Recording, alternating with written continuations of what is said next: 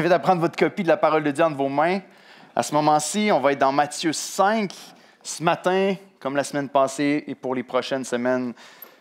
Matthieu au chapitre 5. Si vous n'avez pas la parole de Dieu entre vos mains, que vous voulez suivre avec nous dans une copie de l'Écriture, on vous invite à lever votre main là où vous êtes en ce moment, puis on va vous prêter une Bible. Et si vous n'avez pas de Bible à la maison, c'est un cadeau qu'on vous fait. On veut vous la donner, que tout le monde ait la Bible entre ses mains pour pouvoir lire l'Écriture. Et si vous en avez déjà une et que vous voulez quand même lire dans une Bible qu'on vous prête, c'est levez votre main aussi, on va vous en prêter une, mais ramenez-la à la fin seulement si vous en avez déjà une.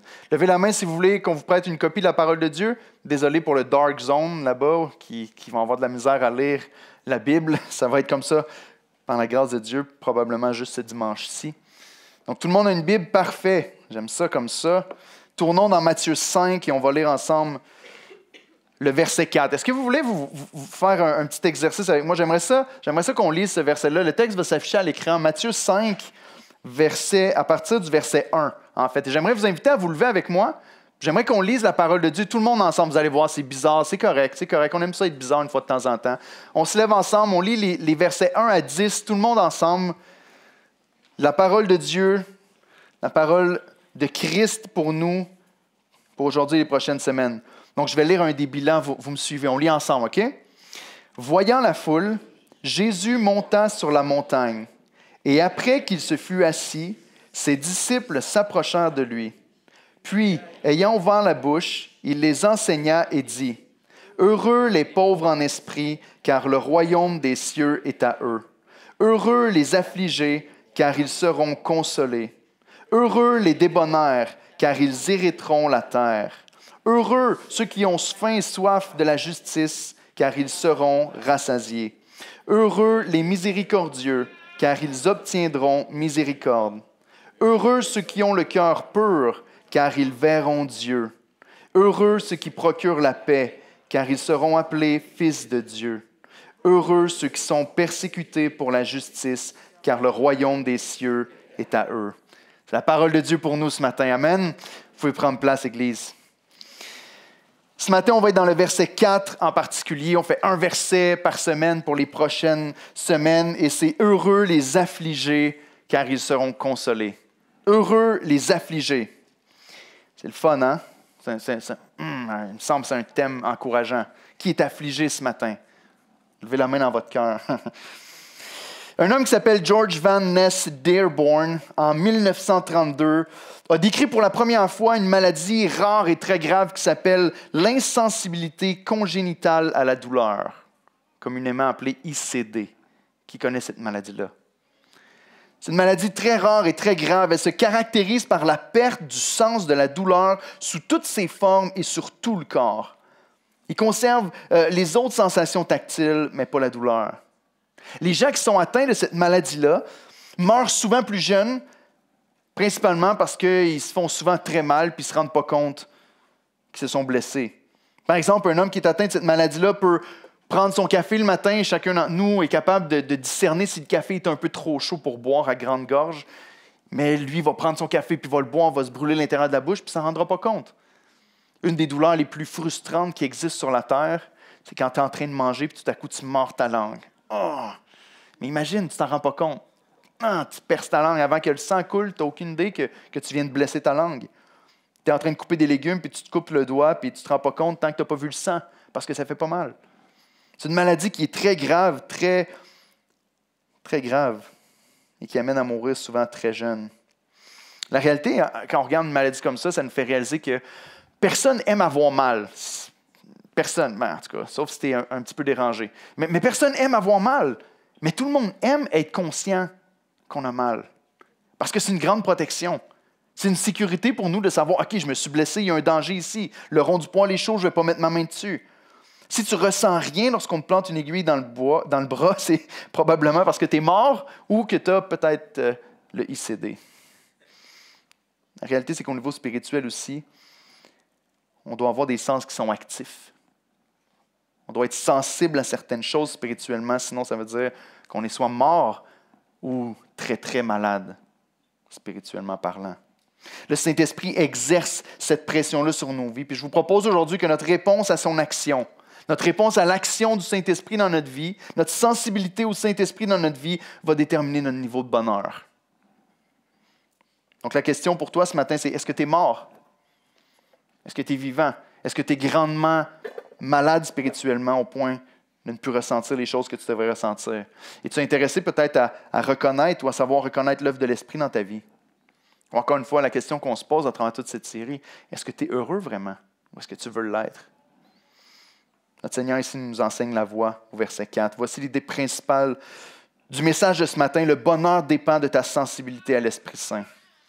Heureux les affligés, car ils seront consolés. Laissez-moi prier encore une fois, puis on rentre directement dans le point 1. J'ai 2 points aujourd'hui, mais 2 points un petit peu plus longs qui résument bien le verset 4, tout simplement.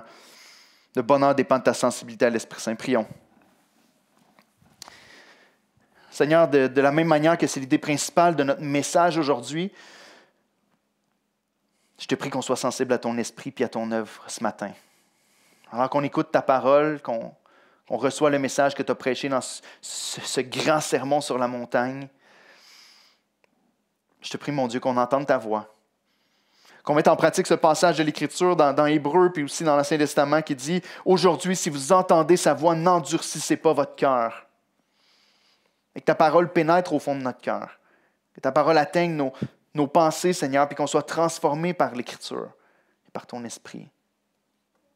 Je te prie ce matin, sauve ceux qui ne le sont pas encore. Fortifie, Seigneur, le chrétien qui est sauvé et qui a besoin d'être rétabli dans sa foi. On a besoin de toi, c'est ce qu'on veut te dire ce matin encore une fois.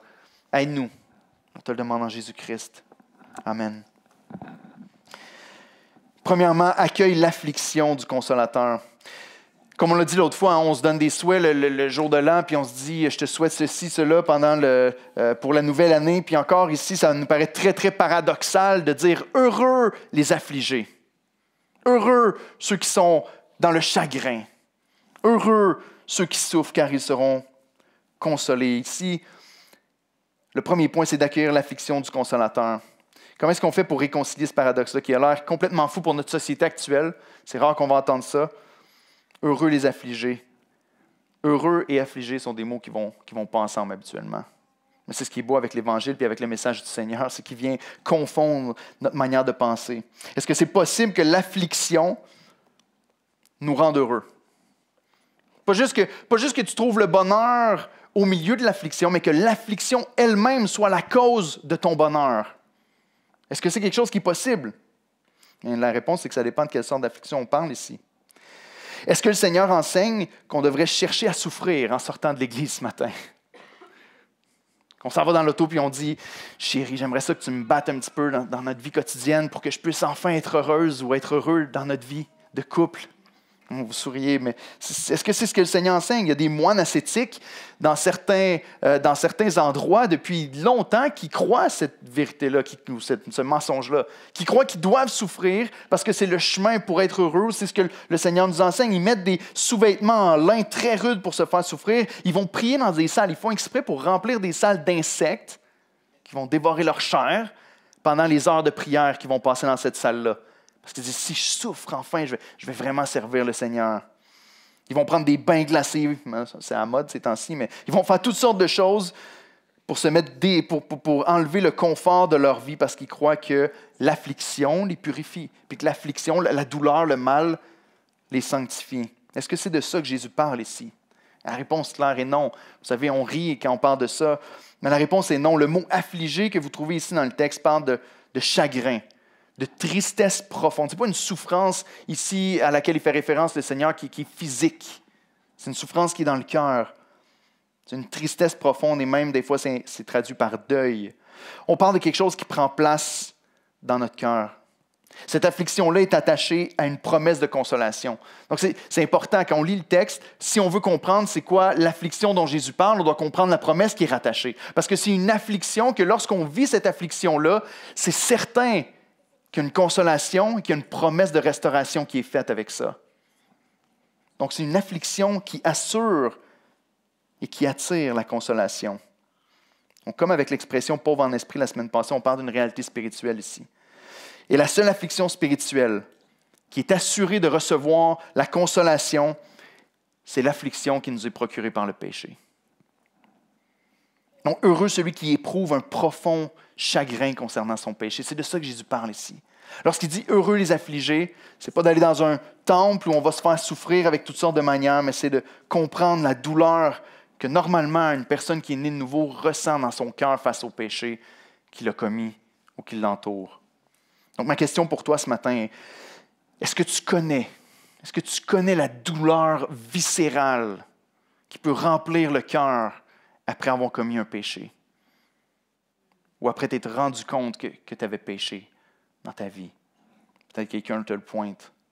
C'est une question extrêmement importante pour plusieurs raisons. Premièrement, parce qu'un cœur de pierre ne peut pas ressentir ce genre de choses-là.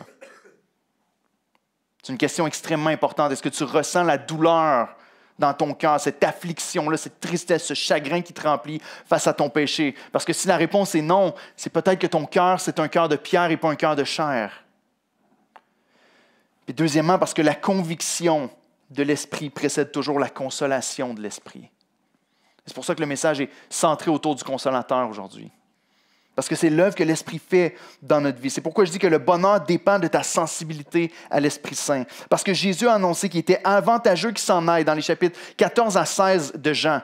Il a annoncé qu'il était avantageux qu'il s'en aille parce qu'il enverrait son Esprit et que l'Esprit, lorsqu'il viendrait, ferait quoi? Il viendrait convaincre le monde de péché, de justice et de jugement.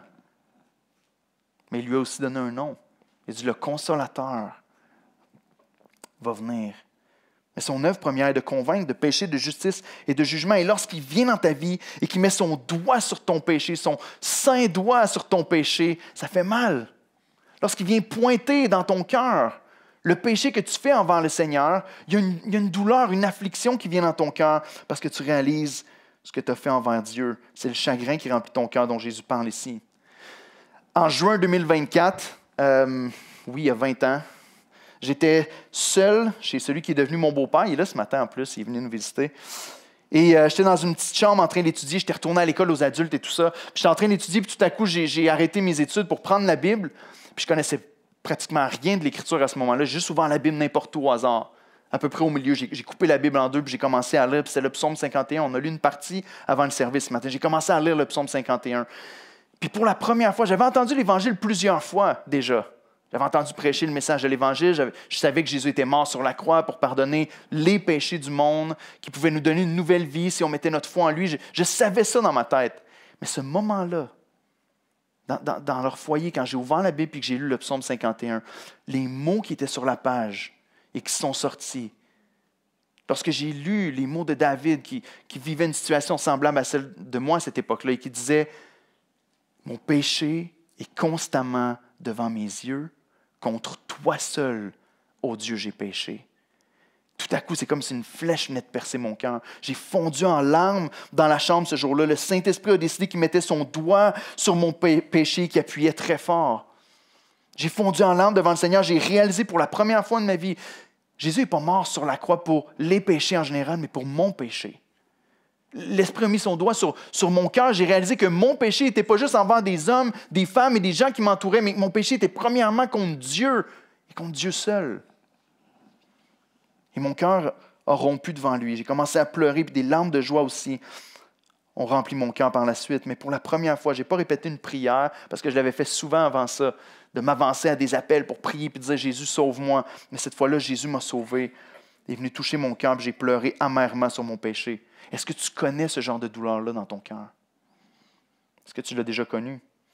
Ce sens de désespoir devant Dieu en reconnaissant la cruauté et la méchanceté de ton propre cœur.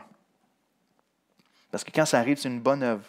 Une œuvre que l'Esprit Saint fait en toi lorsqu'il arrache tout à coup de ta poitrine ton cœur de pierre pour te donner un cœur de chair qui ressent, et j'appuie sur ce mot-là ce matin, qui ressent la douleur pour le péché. J'ose dire que si tu n'as jamais ressenti cette douleur pour ton propre péché, il y a un problème. Remets-toi en question. Est-ce que l'Esprit est vraiment venu agir dans ton cœur? Un cœur de pierre ne peut pas éprouver aucune tristesse réelle face au péché. Une tristesse que, peut-être qu'il y a une tristesse qui vient dans le cœur de certaines personnes qui ressemble à de la repentance parfois lorsque tu vois une personne qui est triste parce que son péché tout à coup est découvert. Mais sa tristesse n'est pas à cause du péché, sa tristesse est plus le regard des gens va changer envers moi. Sa tristesse, c'est pas « Seigneur, j'ai péché contre toi, puis je reconnais que j'ai fait une faute, j'ai manqué envers toi, envers un Dieu saint, et je sais que je suis pécheur et que j'ai besoin d'être sauvé, mais c'est plutôt une tristesse que ma réputation va être entachée. Plutôt une tristesse qui vient, un chagrin que les autres me voient peut-être pas parfait comme je pensais que je l'étais, ou comme eux pensaient que je l'étais, ou l'image que je voulais donner. Une tristesse qui vient à cause des conséquences peut-être du péché. Vous savez l'histoire de Caïn et Abel? Caïn va tuer son frère, puis il ne versera pas une seule larme. Aucune douleur, aucune tristesse, rien. Le Seigneur va venir lui dire, à cause de ça, il va y avoir une marque sur toi, tu es chassé loin de ton pays, tout ça. Puis là, Caïn va pleurer en disant, « Ah, c'est injuste! » Il ne pleure pas sur son péché, mais il pleure sur la conséquence de son péché. Ce n'est pas une vraie tristesse, encore une fois. Le vrai chagrin dont la parole de Dieu parle et Jésus parle ici, c'est une tristesse dans le cœur à cause et principalement centrée sur le péché. Paul, dans 2 Corinthiens 7, les versets 8 à 11, nous dit ceci, et vous l'avez à l'écran si je ne me trompe pas. Il nous parle de la vraie et de la fausse repentance et de la vraie et de la fausse tristesse, d'une tristesse qui est mauvaise et d'une tristesse qui est bonne. Je le lis rapidement. Il dit « Quoi que je vous ai attristé par ma lettre, je ne m'en repens pas. Et si je m'en suis repenti, quand je vois que cette lettre vous a attristé, bien que momentanément, je me réjouis à cette heure. Non pas que vous avez été attristé, mais de ce que votre tristesse vous a porté à la repentance. Car vous avez été attristé selon Dieu. Écoutez ceci, afin de recevoir de notre part aucun dommage. Écoutez ceci. En effet, la tristesse de Dieu, il y en a deux, la tristesse de Dieu, la tristesse du monde. La tristesse de Dieu produit une repentance à salut dont on ne se repent jamais. Mais la tristesse du monde produit la mort. De faire semblant d'avoir une certaine tristesse à cause de l'effet de ce que les autres vont penser de moi, une fausse tristesse qui n'est pas vraiment à propos du péché, mais à propos de ce que tu tolères, est une tristesse qui conduit à la mort, parce que tu continues de chercher ton propre intérêt. Mais la tristesse qui vient de Dieu produit une repentance. On a une tristesse face au péché, on est dégoûté par le péché, on se détourne du péché pour se tourner vers Dieu. Si vous venez de sortir du cours de baptême, vous avez entendu ça probablement ce matin. Un mène à la repentance, l'autre mène à la mort. Ce matin, choisis la repentance. Choisis la tristesse qui mène à la repentance. Pose-toi la question, est-ce que c'est ce genre de tristesse-là? Et là, ici, il y a plusieurs chrétiens dans la salle, majoritairement des chrétiens, qui m'écoutent ce matin et qui se disent, « Ben Éric, tu sais quoi? Si je péchais, je la ressentirais, cette tristesse-là. Mais je suis au-dessus de ça. Moi, je ne pêche pas dans ma vie. Je ne ressens pas, cette affliction-là face au péché, parce que je ne pêche pas. Est-ce que c'est votre cas ce matin? Le danger ici, c'est de penser qu'on a seulement besoin de cette tristesse-là pour la conversion. Au début, je suis convaincu que j'ai péché, je me convertis, je viens vers Christ, puis après ça, je ne me repens pas pour le reste de ma vie. C'est faux. La vie chrétienne est une marche qui est marquée par la repentance constante. Lorsqu'on pleure sur notre péché jour après jour, on vient à Jésus avec cette tristesse, puis on continue d'une certaine manière d'être dans l'affliction à chaque fois qu'on pêche. Une des choses qui m'étonnait le plus dans ma vie chrétienne, quand j'ai commencé à marcher avec le Seigneur, c'était de voir, je viens d'un milieu où il y avait beaucoup d'appels à l'autel. Ce n'est pas nécessairement péché de faire ça, mais des fois, c'est un peu émotionnel. Mais je voyais beaucoup des gens, des appels à dire, venez, repentez-vous de votre péché, tout ça. Et j'étais étonné quand j'étais un jeune chrétien parce que je voyais que les personnes qui étaient les premières à l'avant pour aller se repentir de leur péché, c'était les gens qui étaient chrétiens depuis le plus longtemps dans l'Église. Moi, je me disais, voyons donc, il me semble que c'est les nouveaux qui devraient s'approcher. Eux autres, les vieux chrétiens, ils ne pêchent plus, eux autres. Mais la réalité, c'était qu'eux étaient encore plus sensibles à leur péché. Parce que plus ils grandissent avec le Seigneur, plus ils sont sensibles à la voix de l'Esprit dans leur vie. Et les gens reconnaissaient l'œuvre de l'Esprit dans leur cœur. Et lorsqu'on aime beaucoup le Seigneur, puis qu'on marche avec lui depuis longtemps, on est encore plus attristé lorsqu'on chute et lorsqu'on pêche contre notre merveilleux Sauveur. C'est la différence entre un enfant et un adulte. Hein? Un enfant peut te regarder quand il est très jeune. Peut-être que vos enfants n'ont jamais fait ça, c'est correct. Mais les enfants, des fois, ils vont te regarder et ils vont dire « T'es le pire papa du monde! » Sans aucune culpabilité, sans aucun remords. Comme « T'es le pire papa du monde! » Puis il s'en va fier d'avoir dit ça. Puis quand tu arrives à l'âge adulte, parfois, tu commences à réfléchir et tu te dis « Ouais, papa, je suis désolé comment je t'ai traité à certains moments dans ma jeunesse. Je t'en ai fait voir de toutes les couleurs à l'adolescence. » La différence entre un enfant et un adulte, dans la foi chrétienne, c'est un peu la même chose. Plus tu marches avec le Seigneur, plus tu es sensible à la voix de l'Esprit. Mais certains vont dire, moi, je n'ai pas vraiment de péché, je ne vole pas, je ne mens pas, je ne tue pas personne. Gloire à Dieu, tu as compris ce que c'était que les péchés de commission. Ces temps-ci, on prie avec la famille. Souvent, on va utiliser un petit guide de prière. Puis il y a deux phrases qui reviennent souvent qui vont dire « Seigneur, aujourd'hui, nous n'avons pas fait les choses que nous aurions dû faire et nous avons fait les choses que nous n'aurions pas dû faire. » Faire les choses qu'on n'aurait pas dû faire, c'est des péchés de commission. On a commis un péché. Mais il y a une autre sorte de péché qu'on appelle des péchés d'omission. Seigneur, on n'a pas fait les choses qu'on aurait dû faire. Et j'aime la description du péché de pasteur John Piper qui dit ceci. Écoutez, si vous croyez que vous êtes à l'extérieur de ça et que ça ne vous concerne pas, écoutez la définition du péché de Piper. Il dit « Le péché est la gloire de Dieu qui n'est pas honorée, la sainteté de Dieu qui n'est pas révérée, la grandeur de Dieu qui n'est pas admirée, la puissance de Dieu qui n'est pas louée, la vérité de Dieu qui n'est pas recherchée, la sagesse de Dieu qui n'est pas reconnue, la beauté de Dieu qui n'est pas chérie, la bonté de Dieu qui n'est pas savourée, la fidélité de Dieu qui n'est pas crue, les promesses de Dieu qui ne sont pas crues, les commandements de Dieu qui ne sont pas obéis, la justice de Dieu qui n'est pas respectée, la colère de Dieu qui n'est pas crainte, la grâce de Dieu qui n'est pas chérie, la présence de Dieu qui n'est pas prisée, la personne de Dieu qui n'est pas aimée. Voici le péché. Merci, on aurait dû entendre « Amen ». Voici le péché. On pense souvent que c'est juste de commettre toutes sortes de choses graves, mais la réalité, c'est chaque journée qu'on passe, à chaque instant de notre vie, où est-ce qu'on n'est pas en train de reconnaître qu'on marche devant la face du Dieu, créateur de l'univers, qui est bon, qui est parfait, qui est généreux en toutes choses, lorsqu'on n'est pas constamment en train de l'adorer pour toutes les choses qui nous sont prêtées dans notre vie quotidienne. On est en train de pécher. On ne reconnaît pas la grandeur de qui est notre Dieu, lorsqu'on n'est pas en train de le chercher pour qui il est. Ça s'appelle les péchés de commission. Peut-être que vous nous avez rejoints maintenant dans la catégorie des pécheurs. Et normalement, lorsque tu réalises ça, ça apporte une grande tristesse dans ton cœur. Ça apporte une grande affliction. Pas qui t'amène au désespoir, mais qui t'amène à la repentance. Est-ce que le manque de recherche de Dieu t'attriste profondément? As-tu un cœur de pierre ou un cœur de chair? Le temps nous manque pour parler. On parle ici du péché qui nous attriste dans notre propre vie, notre propre péché, qui est une preuve qu'on est né de nouveau en Jésus-Christ. Mais il y a aussi le péché des autres ou le péché qui nous entoure qui devrait nous affliger. Mon péché m'afflige, mais aussi celui des autres, celui de ma ville, celui de ma nation. Et il y a quelque chose de pas normal, peut-être qu'on n'a jamais été enseigné, je ne sais pas, mais il y a quelque chose de pas sain, de pas normal pour un chrétien, de ne pas être triste par le péché qui nous environne constamment autour de nous. De ne pas être triste par le péché que les autres commettent envers nous parfois. Plus de tristesse envers le péché que la personne en tant que telle. Mais la tristesse du péché dans le monde qui nous environne autour de nous.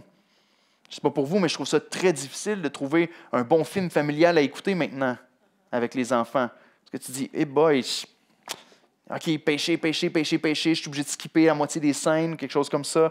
Peut-être que vous allez me dire, il y a des chaînes qui existent, Éric, pour ça, vous me les donnerez, je ne suis pas très connaissant de ça, mais parfois tu regardes au monde qui nous environne, puis ton cœur se remplit de tristesse en voyant l'impact du péché.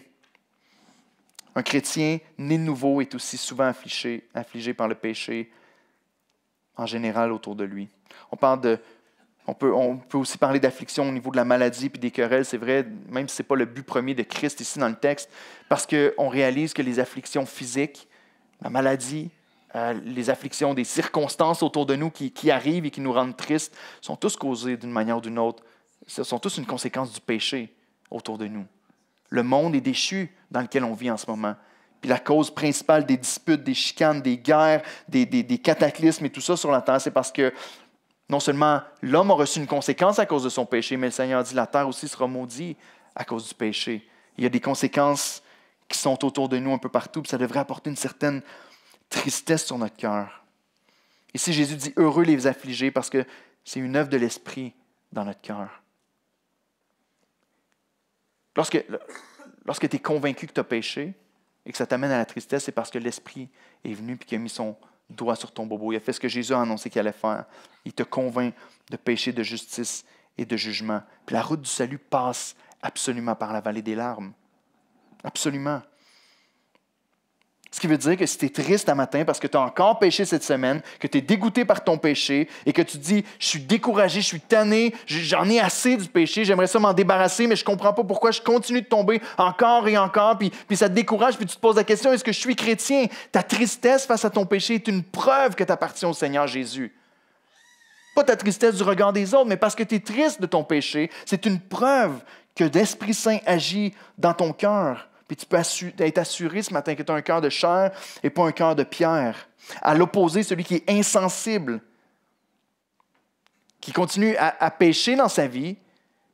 Peut-être que tu viens à l'église, peut-être que tu lis la Bible, peut-être que tu pries, peut-être que tu parles avec d'autres chrétiens, peut-être que tu te tiens avec des chrétiens dans ta vie en général. S'il n'y a pas une tristesse qui remplit ton cœur lorsque tu pêches, c'est parce que ton cœur est encore un cœur de pierre et pas un cœur de chair.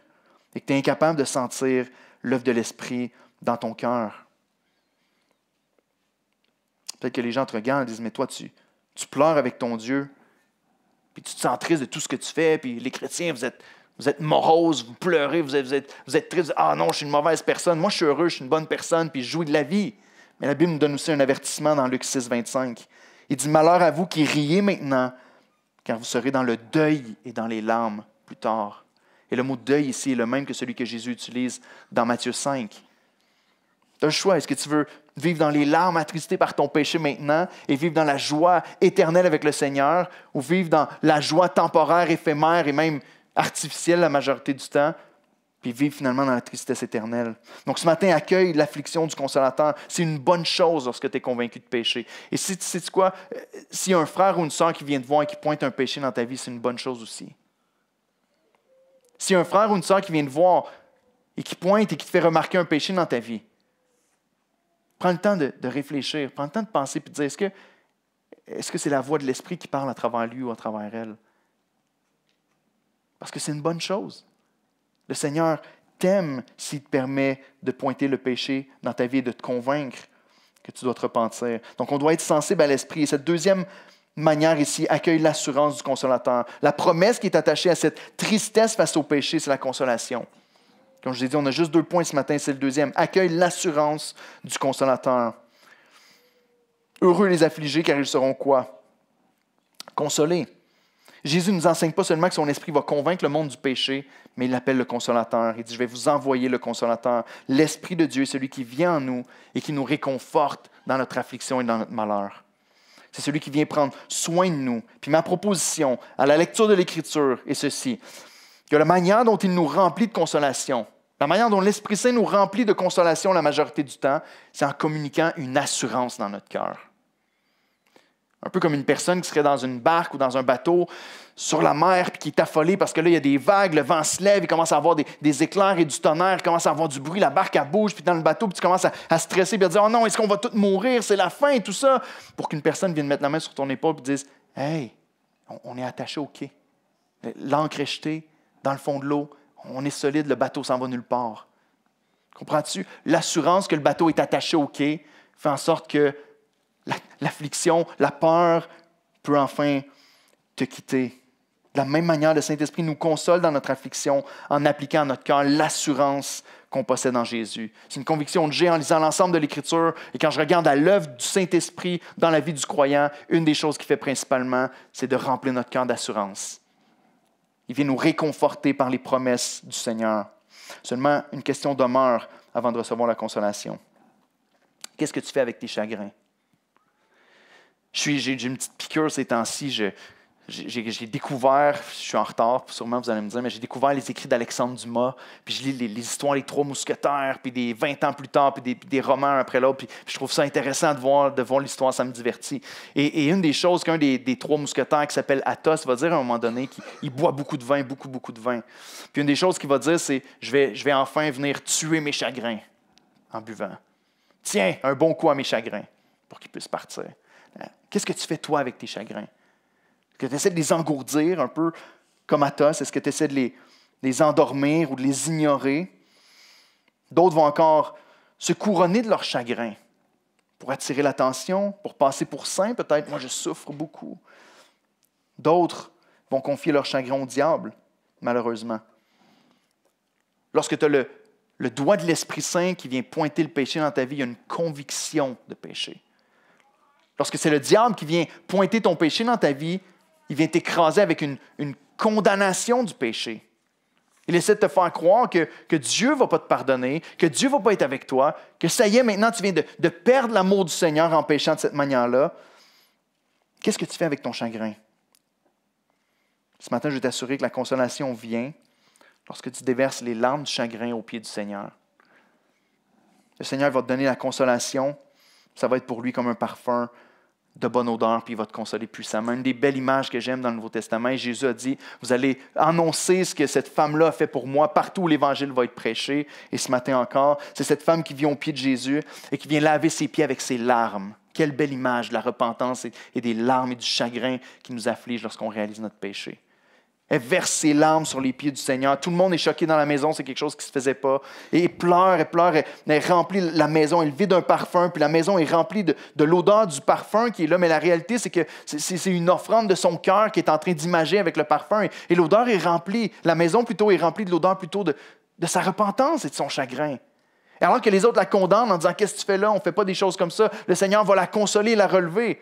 Il va dire « Elle a fait une bonne chose pour moi. » Celle à qui on a beaucoup pardonné va beaucoup aimer. Jésus l'honore, il va même dire, vous allez annoncer ce qu'elle a fait pour moi partout. Jésus va la consoler, la relever, cette femme-là va être sauvée. Celle à qui on pardonne beaucoup aime beaucoup. Puis même dans le texte, le Seigneur va dire qu'elle a embaumé son corps d'avance. Et j'aime cette illustration-là. On peut dire, mais il y avait cette tradition d'embaumer le corps avec le parfum. J'aime voir cette image-là comme cette femme qui pleure sur le Seigneur, puis qu'elle a préparé le corps du Seigneur pour sa mort avec ses larmes particulièrement. Parce que c'est la seule bonne réaction lorsqu'on réalise le sacrifice de Jésus à la croix à notre place. Que notre Seigneur est mort à ma place. C'est moi qui aurais dû être sur la croix, c'est moi qui aurais dû recevoir le jugement. Et lorsqu'on réalise et que cette femme-là réalise que lui va mourir à sa place sur la croix, ses larmes coulent. Ses larmes coulent en disant, Seigneur, ça ne fait aucun sens. Quelle grâce incomparable, comme on l'a chanté ce matin. Donc, voici avec quel type d'assurance. Je termine avec une rafale de versets, OK? Je termine avec une rafale de versets. Voici le type d'assurance avec lequel le Saint-Esprit nous remplit pour nous consoler lorsqu'on vient à Christ avec notre chagrin. Et ce matin, ma prière est que l'Esprit œuvre dans chacun de nos cœurs. Et que peu importe ce que tu vis, peu importe le chagrin qui peut remplir ton cœur, que tu puisses venir à Christ avec ton chagrin ce matin et repartir avec l'assurance qu'on va voir ensemble. Que tu puisses recevoir le ministère de l'Esprit Saint dans ton cœur.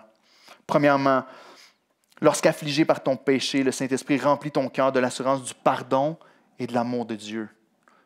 Et on aurait pu aller dans une tonne de versets, je me suis vraiment limité aujourd'hui. Romains 5, les versets 5 à 9 disent ceci.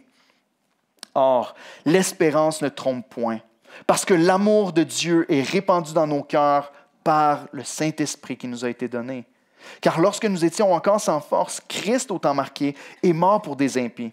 À peine mourrait-on pour un juste, quelqu'un peut-être mourrait-il pour un homme de bien, mais Dieu prouve son amour envers nous, en ce que lorsque nous étions encore des pécheurs, Christ est mort pour nous.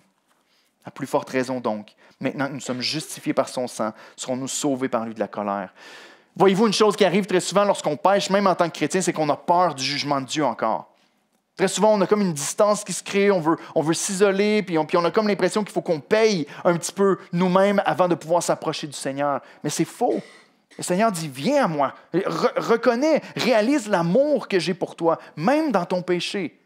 Ce qui est intéressant avec le texte de Romains 5, c'est que c'est très clair que Dieu a prouvé son amour, pas lorsqu'on était bon, pas lorsqu'on était juste, pas lorsqu'on ne péchait pas lorsqu'on avait atteint un certain statut spirituel dans l'Église ou un certain ministère auprès des autres, pas lorsqu'on avait une bonne réputation puis une belle apparence, pas lorsqu'on était riche, mais lorsqu'on était pécheur. Christ est mort pour nous. Le Saint-Esprit déverse l'amour du Seigneur, répand l'amour de Dieu dans notre cœur et nous confirme ici. La suite, c'est l'œuvre, c'est cette réalité-là, cette vérité-là, c'est l'Esprit qui l'applique à notre cœur. Christ est mort pour toi. Et tu retrouves l'assurance même au milieu de ton péché. Ton péché ne te sépare pas de Jésus. Sois consolé qu'il t'a aimé alors que tu étais pécheur et qu'il t'aime encore aujourd'hui lorsque tu luttes avec le péché. Au cœur de l'affliction, l'Esprit répand l'amour de Dieu dans ton cœur. C'est la condamnation qui remplit ton cœur, ce n'est pas l'œuvre de l'Esprit. Deuxièmement, lorsqu'affligé par le péché, il remplit ton cœur d'assurance que tu es l'enfant de Dieu. C'est l'œuvre de l'Esprit, encore une fois, Romains 8, 15 et 16. Il nous dit, vous n'avez point reçu un esprit de servitude pour être encore dans la crainte. La crainte de quoi? La crainte du jugement de Dieu sur ta vie. Mais vous avez reçu un esprit d'adoption par lequel, c'est l'Esprit qui fait ça dans notre cœur, nous crions « Abba, Père ». L'Esprit lui-même rend témoignage à notre esprit que nous sommes enfants de Dieu. Voyez-vous l'œuvre que l'Esprit fait en nous, même lorsqu'on est en train de... Et on est au chapitre 8 de Romains ici. Le chapitre 7, c'est Paul qui dit « Malheur à moi, je suis un pécheur, qui me délivrera de ce corps de chair ?» Ici, il me dit, l'Esprit vient rassurer notre cœur constamment. L'Esprit parle dans ton cœur. Il y a un aspect où c'est très intellectuel de venir à Christ. On va dire, est-ce que tu as cru l'Évangile? Est-ce que tu comprends ce que Jésus a fait sur la croix pour toi? Mais il y a un aspect qui est très spirituel. Il y a un témoignage interne. L'Esprit Saint vient témoigner dans ton cœur que tu es vraiment enfant de Dieu. Donc, en quelque part, on doit être capable d'avoir cette assurance-là dans notre vie, de dire, je suis enfant de Dieu, je lui appartiens, c'est mon Père. Lorsqu'on est sauvé, on n'est pas supposé d'avancer constamment dans la crainte d'être rejeté du Seigneur. Mais l'Esprit témoigne à mon cœur. Tu es son enfant, il t'a racheté un grand prix, puis il ne va jamais t'abandonner. Peu importe ce que tu as vécu dans le passé, peu importe tes craintes, tes stigmates d'abandon que tu as eu dans le passé, le Seigneur ne va jamais t'abandonner. Troisièmement, lorsque, affligé par la conséquence de ton péché, l'Esprit remplit ton cœur de l'assurance du salut.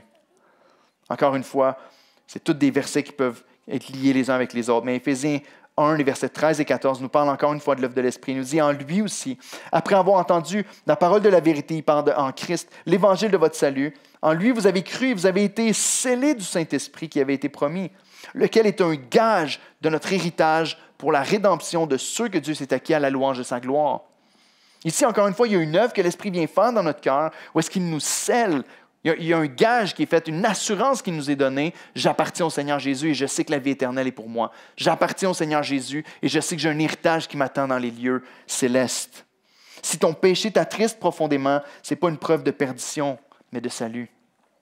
C'est une preuve que l'Esprit Saint agit dans ton cœur et donc que tu as en toi le gage, la preuve, le sceau de l'Esprit Saint. Le gage que tu es sauvé et que tu es gardé pour le royaume des cieux. À ce moment-là, tes larmes de tristesse se changent en larmes de joie.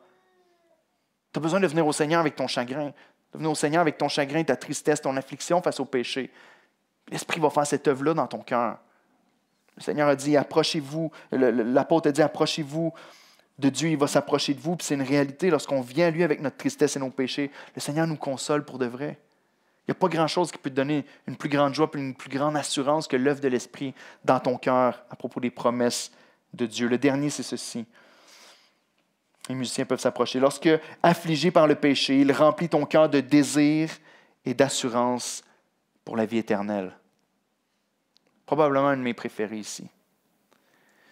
Parce que je crois qu'en tant qu'enfant de Dieu, on n'est pas supposé d'être nonchalant et d'être apathétique en ce qui concerne la vie éternelle. Je crois qu'il est supposé avoir une certaine passion dans notre cœur, une certaine hâte, puis un certain désir vif à l'intérieur de nous d'aller dans la vie éternelle avec le Seigneur. Voici, je vous donne 2 passages. Romains 8, 22 à 23, encore une fois, nous dit « Or, nous savons, jusqu'à ce jour, la création tout entière soupire et souffre les douleurs de l'enfantement. Soupire et souffre, toute la création entière.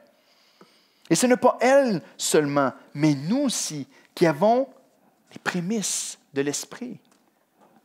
Nous qui avons les prémices de l'Esprit, nous aussi, nous soupirons en nous-mêmes en attendant l'adoption, la rédemption de notre corps. Il y a une espèce de soupir, de hâte d'être dans la vie éternelle. Lorsqu'on regarde le monde dans lequel on se trouve, lorsqu'on regarde notre propre péché, le péché des autres autour de nous, normalement, il y a un moment dans la vie d'un chrétien qui arrive peut-être très souvent où tu fais « J'ai tellement hâte d'être délivré de ce monde de péché. » Non?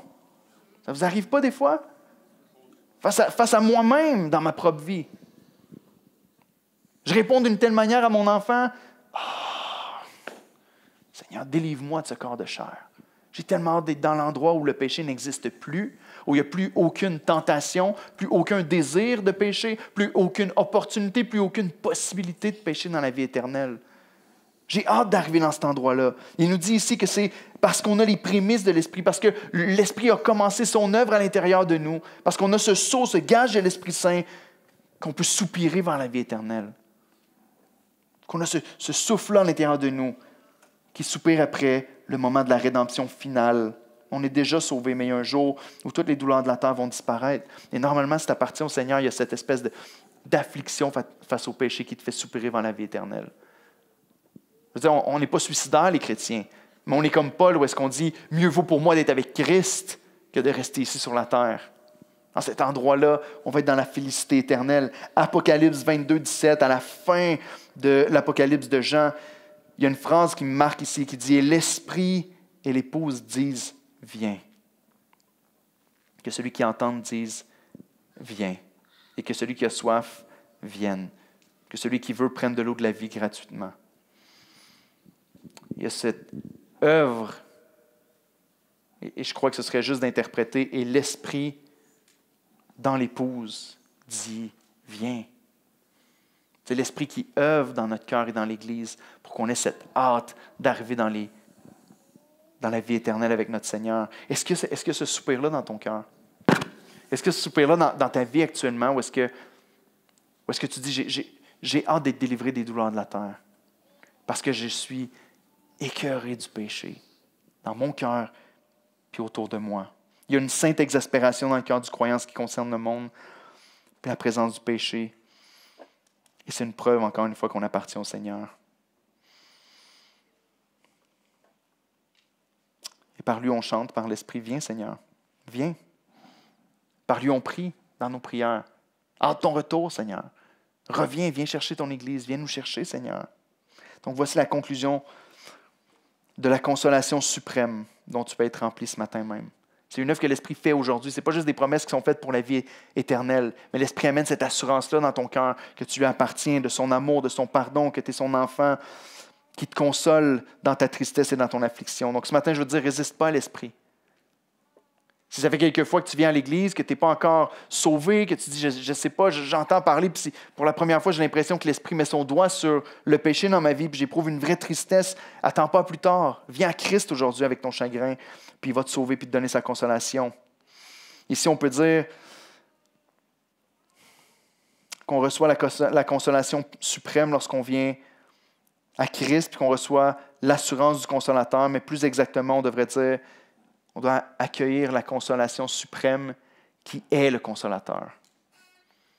Donc, je vous demande de vous lever avec moi pour un dernier mot de prière avant de chanter un autre chant. Où est-ce qu'on va élever le nom de Dieu? On va élever le Dieu qu'on célèbre, notre Dieu. On va élever le Dieu qui nous a sauvés, qui nous a créés, qui nous aime.